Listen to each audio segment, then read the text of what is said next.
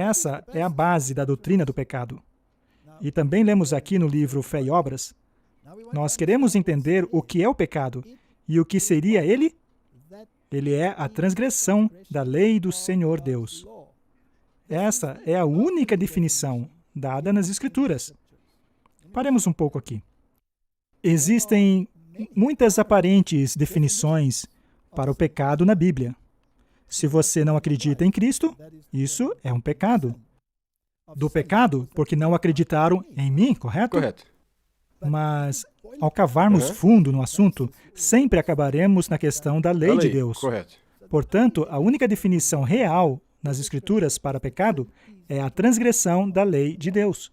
Como conversamos no último episódio, alguns dizem que pecado é a separação de Deus, mas lemos de maneira bem clara lá no livro de Isaías, não, o seu pecado o separou de Deus. Portanto, pecado é a transgressão da lei. Portanto, vemos que aqueles que professam serem guiados por Deus e ao mesmo tempo se afastam dele e de sua lei, não examinam as Escrituras. Mas o Senhor conduzirá o seu povo, pois ele diz que as suas ovelhas o seguirão ao ouvirem a sua voz, e eles não seguirão um estranho qualquer.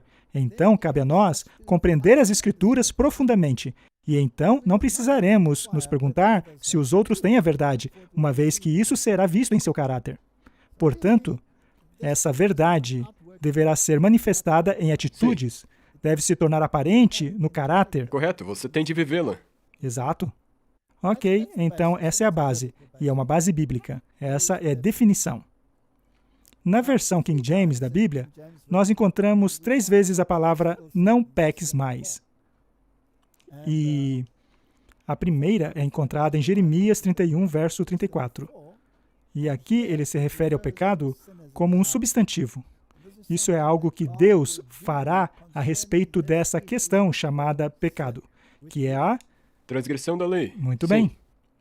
Ninguém mais ensinará o seu próximo e nem ao seu irmão dizendo, conheça o Senhor, porque todos eles me conhecerão, desde o menor até o maior, diz o Senhor, porque eu lhes perdoarei a maldade e não me lembrarei mais dos seus pecados. Deus, portanto, removerá o entrave do pecado, sob certas condições. Correto. E ele fará isso. E é ele quem vai fazê-lo. É a obra dele. E essa é a base do plano da salvação. Agora, essa frase, não peques mais, também é encontrada no Novo Testamento. Não como um substantivo, mas como verbo, como algo que deve ser feito. Muito bem, Jesus aqui curou este indivíduo. E depois Jesus o encontrou no templo e lhe disse, eis que você já está são. Não peques mais, para que não te suceda coisa ainda pior. Esta é uma instrução. E a instrução para este indivíduo que estava fisicamente curado foi, não peques mais. Em João 8, versos 11, temos a mulher que foi pega em adultério, em que os acusadores se retiraram após Jesus escrever na areia. E ela, em resposta a Jesus, que a perguntou, onde estão os seus acusadores? Disse, ninguém, Senhor. Ninguém está mais aqui para me acusar. E Jesus disse a ela, eu também não te condeno. E agora vem a ordem. Vá, e não peques mais. Ao analisarmos esse verso, veremos que nele encontramos tanto o elemento da justificação quanto da santificação. Não é?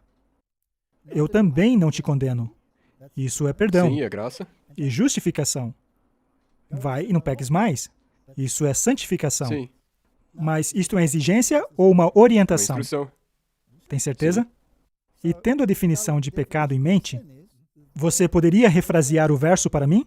Então vai e cumpra a lei na sua totalidade. É o que ele está dizendo, não é? Guarde a lei. Muito bem, mas e se Jesus der a instrução, guarde a lei? Seria, então, de acordo com a instrução, possível cumprir isso? Sim. Deveria ser, certo? No entanto, há muitas religiões pelo mundo dizendo ninguém consegue guardar a lei. Mas isso bate de frente com a instrução de Jesus. Vai, não peques mais. Há muitas pessoas que te dizem que uma vez que é impossível guardar a lei, Deus teve que se livrar dela. Correto. Na verdade, a maioria do mundo cristão ensina isso. E as declarações que nós acabamos de fazer Muitas pessoas vão dizer, lá vão ele de novo, vocês estão sendo Mas só legalistas. estamos lendo as Escrituras Mas nós estamos apenas lendo as Escrituras. É isso que tem que ser frisado. e precisamos estudar as Escrituras, pois ela é a base do plano da salvação. Este assunto é muito importante. A grande